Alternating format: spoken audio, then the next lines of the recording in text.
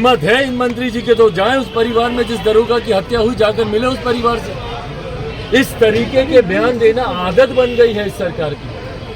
पर इस सरकार को कोई दोष क्या दे, इनके मंत्रियों को कोई दोष क्या दे, जब इनके खुद के मुखिया, बिहार के मुख्यमंत्री जब इतने शर्मनाक बयान देते हैं तो उसके मुकाबले में तो ये कुछ भी नहीं है ना। तो ये सरकार की आदत बन गई है, इनके मुख्यमंत्री हो, उनके उप मुख्यमंत्री हो या उनके सरकार के कोई भी विभाग के मंत्री हो। ये उदाहरण है कि किस तरीके से पूरे प्रदेश में अवैध बालू खनन को लेकर एक गोरख धंधा बिहार सरकार के संरक्षण में पनपने का काम कर रहा है।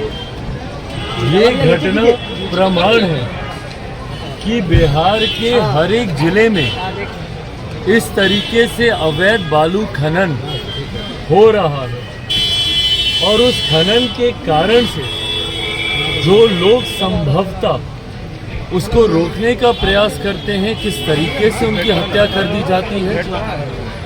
जमुई में अभी कुछ दिनों पहले एक पुल भी गिरा था जिसको देखने के लिए मुख्यमंत्री नीतीश कुमार जी भी गए थे। उसके पीछे भी कारण ये बालू खनन ही था। अगर पिलर्स के आसपास के बालू को अगर नहीं इस तरीके से निकाला गया होता तो संभवतः उस ब्रिज को सपोर्ट मिलता और वो ब्रिज नहीं गिरता। पर कल जिस तरीके से दरोगा की हत्या हुई, ये अपने में दर्शाता है कि जो भी लोग इस गोरख धंधे में लिप्त हैं उनका मनोबल इतना ज़्यादा बढ़ गया है कि खुलेआम दिन दहाड़े ये लोग बालू का अवैध खनन ये लोग कर रहे हैं। ऐसे में बिहार सरकार की चुप्पी, और भाई आज का तो मामला है नहीं, लंबे समय से चल रहा है। इसकी टेंडरिंग की प्रक्रिया में किस तरीके से धांधली की जाती है ये जग जाहिर है, और उसके बाद अवैध तरीके से किस तरीके से ये खनन होता है ये भी सब लोग जानते हैं।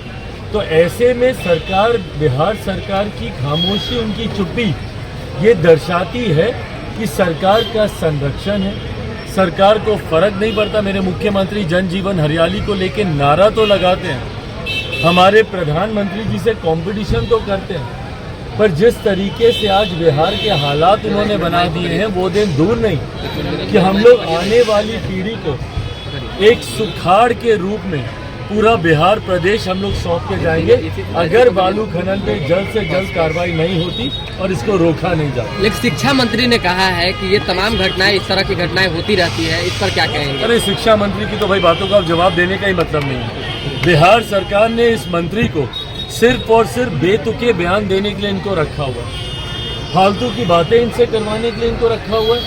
इनको शिक्षा विभाग, अपने विभाग के अलावा इन मंत्री का ध्यान हर चीज में जाता है। कभी सनातन को गाली देंगे तो कभी रामचरितमानस को गाली देंगे तो कभी बेकार की बातें करेंगे। क्या ये कोई छोटी घटना है?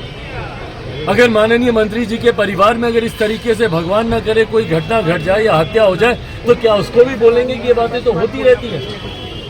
हिम्मत है इन मंत्री जी के तो जाएं उस परिवार में जिस दरोगा की हत्या हुई, जाकर मिले उस परिवार से। इस तरीके के बयान देना आदत बन गई है इस सरकार की।